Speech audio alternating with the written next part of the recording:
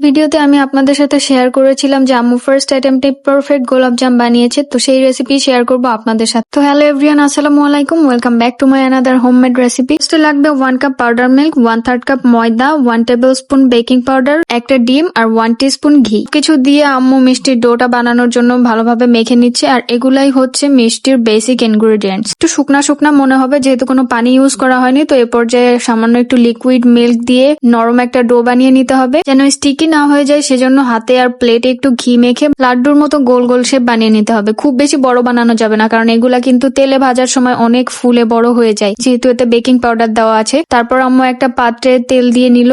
মিষ্টিগুলা কিন্তু কোনোভাবেই টকবগে গরম তেলে ছাড়া যাবে না। আঙুল দিয়ে দেখতে হবে যে আঙুলে সহ্য করা যায় এরকম পরিমাণ গরম হলে মিষ্টিগুলা ছেড়ে দিতে হবে। তো আর একটা চুলায় আম্মু শিরা বানানোর জন্য 2.5 কাপ চিনি দিয়ে দিয়েছে, তার মধ্যে দিচ্ছে পানি আর দিয়েছে 3টা এলাচ গুঁড়া করে, আর দিয়ে দিল একটুখানি কালারটা টোটালি অপশনাল, চাইলে দিতে পারেন নাও দিতে পারেন। তো দেখতেই পাচ্ছেন কি সুন্দর মিষ্টিগুলো আস্তে আস্তে ফোলা শুরু করে দিয়েছে। একদম ছোট ছোট ছিল, কিন্তু লাড্ডুর চেয়েও ছোট। এগুলা অলরেডি লাড্ডুর শেপে চলে এসেছে। এই সময় কিন্তু চুলা অবশ্যই লো হিটে রাখতে হবে। এই যে আস্তে আস্তে কালার চেঞ্জ হচ্ছে, ব্রাউন থেকে ডিপ ব্রাউন যখন হয়ে যাবে তখনই নামিয়ে ফেলতে হবে, কারণ এগুলা নামানোর পর আর একটু গাঢ় কালার হয়ে যায়। 1 কাপ পাউডার মিল্ক আর 1/3 কাপ ময়দা দিয়ে আমাদের প্রায় 19 থেকে 20টা মিষ্টি হয়েছিল। এদিকে ফুটতে থাকা শিরার মধ্যে দিয়ে দিব মিষ্টিগুলা, তারপর হালকা একটু নেড়ে চেড়ে ঢাকনা দিয়ে ঢেকে দিব, আর ঢেকে দিয়ে প্রায় 10 থেকে 15 মিনিট আবারও এটাকে জাল করে নিতে হবে। দেন চুলাটা অফ করে 1 থেকে 2 ঘন্টা এভাবে ঢেকে রেখে দিতে হবে, যেন মিষ্টিগুলা ভালোভাবে চিনির শিরাটা শুষে নিতে পারে। তো এই যে দেখুন ফাইনাল লুক,